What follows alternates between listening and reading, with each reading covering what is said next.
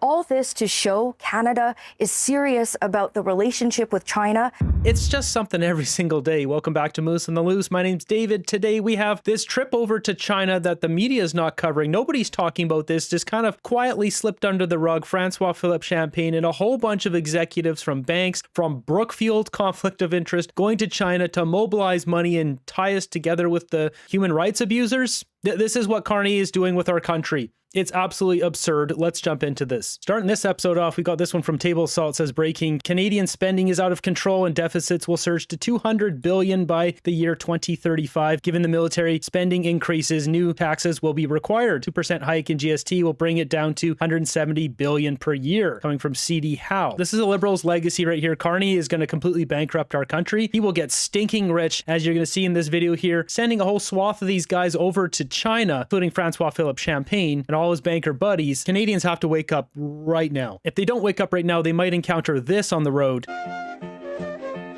So we gotta mute that. But I mean, what is this? This is like, go to jail. You shouldn't be able to drive like this. This should be against the law. You're gonna end someone's life like that. We see this way too much in Canada. This is deplorable for two reasons. Obviously, safety and the fact that so many of these South Asian drivers that come in that don't know how to drive these trucks are getting into all these accidents. The companies getting these licenses should be shut down. Revoke the business licenses so they stop allowing people from South Asia to come here who don't know how to drive these trucks to drive the trucks. Moving ahead, this is an interesting statistic. Annual mortality by party affiliation, 60 plus. In 2024, there was 266,000 people aged 60 plus that perished. And according to Abacus data, 57% of this age range voted Liberal, only 29% voted Conservative. Liberals are perishing at twice the rate of Conservatives. Over time, the Liberals are losing voters. Now, they're bringing in a whole bunch of people from all around the world and trying to get them to vote Liberal. They're trying to replenish their base. We'll see what happens. But a lot of those people recognize socialism or communism and won't vote Liberal, as you see with much of the Chinese community that comes from China. They're not voting for the Liberals, they're voting Conservative. We got Kirk posting this, which doesn't look real, but apparently it is, coming from the UK Home Office. It says, police time will no longer be wasted investigating legal social media posts, freeing up officers to patrol the streets and tackle real crime. By scrapping non-crime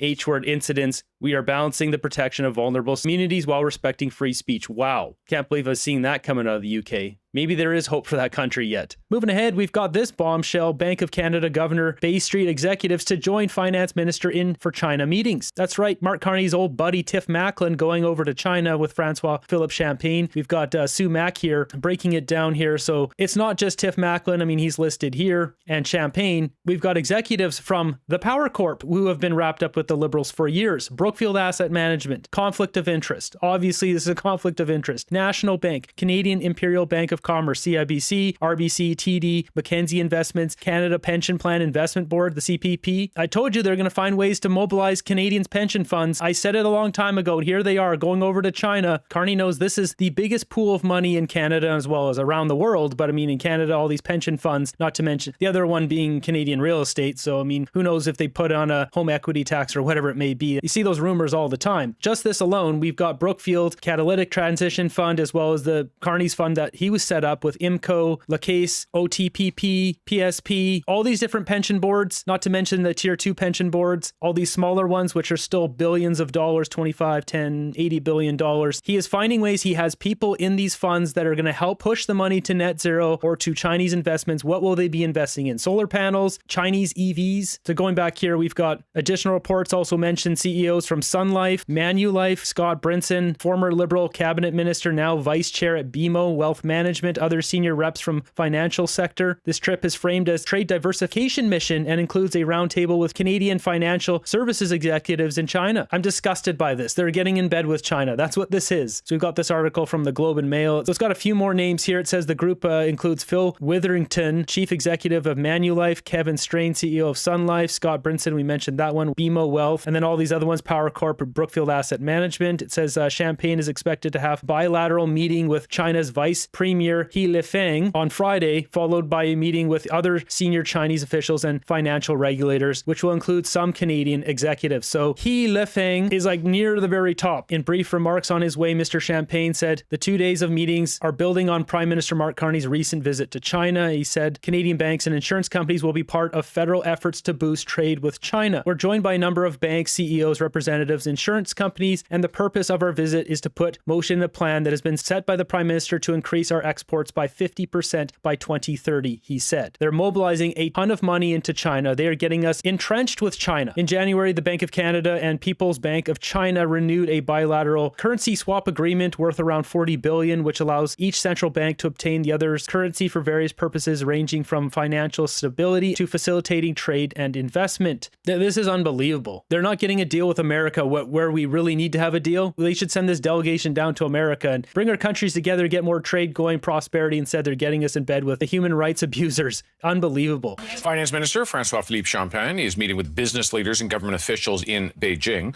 China is Canada's second largest trading partner, and Champagne is there to drum up more investment from sources beyond the U.S. Lisa Xing reports from China's capital. Finance Minister François-Philippe Champagne doing the work of diplomacy here in Beijing. Traveling with him is Bank of Canada Governor Tiff Macklem. Here at the Canadian Embassy, they're meeting with the heads of Canadian financial institutions, essentially to strategize about how exactly to secure more Chinese investment in Canada, considering back in January when Prime Minister Mark Carney came to visit with his counterpart, Chinese President Xi Jinping. He had announced a goal of increasing Canadian exports to China by 50% by 2030. Here's what Champagne said about that today. We think that our financial institutions or insurance companies, which are already present on the Chinese market, can help to further the objective that has been set by the Prime Minister. So we keep hearing China is Canada's second largest trading partner, but there is a substantial trade deficit between the two countries, and there's a desire to close that gap. And we're hearing that financial institutions have a large role to play in that. Which, when I reflect on, as a Canadian company, a country of 40 million people, we are a global giant in financial services. We cannot be a global giant and depend only on 40 million customers. There's been a lot of Wait a sec. That's not Tiff Macklem. Is this Tiff Macklem? I'm sorry, what? You're telling me that this guy is this guy? That does not look like Tiff Macklem at all. Anyways, whatever. Tiff Macklem is on the trip, whether this is Tiff Macklem or not. I mean, the hairline completely different. Like, this does not look like the same guy. There's been a lot of engagement lately. Calls between foreign ministers, meetings between other officials. Tomorrow, Champagne will meet with Chinese government officials and businesses. All this to show Canada is serious about the relationship with China and to secure its spot in a market of 1.4 billion people. Lisa Xing, CBC News. This is embarrassing. Mark Carney goes and makes his phony baloney deal, allowing the Chinese spy vehicles into our country. And before they even lift the tariffs on our peas and lentils and all that, they put a tariff on our rubber. Like, it's absolutely ridiculous to get into bed with these guys. Obviously, this is all about money and these bigwigs just making a pile of money at the expense of Canada. Canada exports 77% of our stuff to America and 3.9% to China. So they can dramatically increase our trade with China. It doesn't matter. It's not even going to affect the bulk of who we mainly deal with. That's America. We need to be getting a deal with America. This is so painfully obvious. I can't believe the media doesn't call this out. They're so unbelievably corrupt. And on top of that, notice they said increase our trade with China by 50%. Well, 50% of 3.9 is what? Essentially another 2%. So we're going to go from 3.9 to what? 6% trade with China? Whoop-de-doo. Get a deal with America. Get it done. And here we see right now this is happening as I'm filming this. Champagne over in China meeting with Xi Jinping's Chinese agents. Says here he met with Minister Lan Fuan for valuable discussion or strengthening our engagement on macroeconomic policy and financial ties, yada, yada. That doesn't mean anything. Meanwhile, we've also got the Globe and Mail posting this, why Canada must go global to China and beyond. As Dan Knight pointing out, this publication is compromised. Yeah, that's what it looks like. So just going through here, a few of these quotes. It says, for more than 2 decades, I've traveled regularly to China. Prime Minister Mark Carney's dramatic reboot of the bilateral relations has increased both frequency and political outcomes of my trips. I was present for the Prime Minister's dinner event in January in in Beijing. I'm back in Beijing this week, as is Finance Minister Francois-Philippe Champagne. Mr. Carney also turned around the relations with Saudi Arabia and India over the past few years. This just blubbers all over Carney. As I've traveled the world, interest in doing business with Canada is greater than I've ever witnessed. Goes on to say here, Canadians have chosen a kind of wartime prime minister, though the war is largely economic. And it says Mr. Carney and Canada face a defining test, our own walk with destiny. What a load of garbage. It's to the point now where we even have Sam Cooper retweeting this and saying, looks like the PRC captured financial elite. This framework has apparently been in place since Pierre Trudeau. Now, off of Sam Cooper's website here, the Bureau, we've got this almost moose chart-like image here showing the flow of money. We've got professional money launderers. Money goes to individuals seeking access to funds in Canada, bank accounts in China, electronic transfers to banks. You've got account holders over here. They take the money, they get split up, and then it gets divvied across here. It shows casinos, real estates, automotive, legal professions, investments, organized crime, cash proceeds of crime generated from predicate offenses from organized crime group. They just wash the money. Everything gets flushed through our system. It's disgusting. The Liberals are all about this. They're not putting a stop to this. Asia-Pacific trade policies started by Pierre Trudeau are incentivizing money laundering and Chinese interference. And with that, we've got Canada on the China index. And what does this find? It says here, key takeaways, media and academia continue to be the domains most influenced by the People's Republic of China in Canada in 2023, a trend consistent with both general observations and international media reports. And you see that with whatever this kind of graph is called. The media is most influenced here by China in our country, and then academia, society, followed up by domestic politics. Our country's been compromised by China, and the Liberals have allowed this. They're totally in bed with them. They've opened the door. It's a complete betrayal of our society. With all that said, we've got American author and journalist Michael Schellenberger here, who is a green energy advocate, solar panels, all of that, until it blew up in his face and he realized it was all a big scam. And now he's quite the opposite. I believe he references the Ivanpah solar farm in California, among many other examples of how solar is not efficient. It's not a good way of doing things. He's very much a nuclear energy advocate, which I believe is the way forward. Canada can supply this. And just listen to this here, talking about how China has built in kill switches on solar panels, which would give massive control over other countries. It's now been revealed that the Chinese, who manufacture virtually all of our solar panels, both in the United States and Europe, they have been installing cellular radios inside the inverters, which can act as kill switches. And you might think, well, that sounds like a conspiracy theory.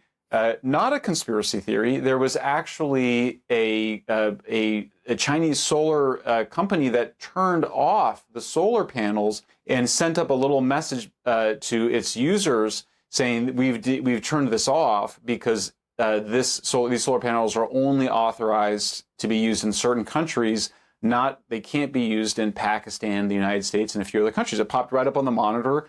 There was a huge discussion about it. So we know that the Chinese solar companies, all of which are essentially can be used as arms of the Chinese military. There's really no daylight between them. The Chinese government has made it clear that they can be viewed as extensions of the Chinese security state. They are able to switch off large amounts of solar. And if you are able to do that, then you are able to cause the depowering and thus the blackouts of the grid. How big? This is what Mark Carney is getting us wrapped up with. Does the same go for the wind farms that Mark Carney wants to build out east? And if China doesn't like what's happening in our government, they just turn off the power, flick the switch? If a problem is this, we don't know. I mean, we know that these capacity exists in the inverters. Obviously, the Chinese government wants to continue to be able to sell solar panels to us. I think most national security experts view this as something that the Chinese could do if there was, for example, an invasion of Taiwan and the United States decided to defend Taiwan. The Chinese could potentially trigger blackouts in the United States and Europe. As crazy as that sounds, that is the reality, and in fact, there's not any debate about that. That's where we're at. And so the only question now is, how is the United States government responding to that? I've asked, haven't yet gotten answers from the Department of Energy, but we're hoping to get that within a few days, actually. Give me a picture of how is it that China achieved total dominance in basically this technology and in manufacturing this technology? Because the United States was in dream world. We're in dreamland. Obviously they're able to make solar panels cheaper than anywhere in the world. And in large part due to the coerced labor from these Uyghur Muslims who are in these concentration camps. Again, not a conspiracy theory. This has been very well reported. That's where the vast amount of solar cell manufacturing and panel manufacturing is occurring, are in those areas. We know the Chinese government has been massively subsidizing the investment on solar, precisely so they can dump the solar panels in other countries to destroy other nations' indigenous solar manufacturing. And then we've been, in dream world. We've imagined that it's okay to let the Chinese manufacture not just solar, but we're talking drones, we're talking critical military technology.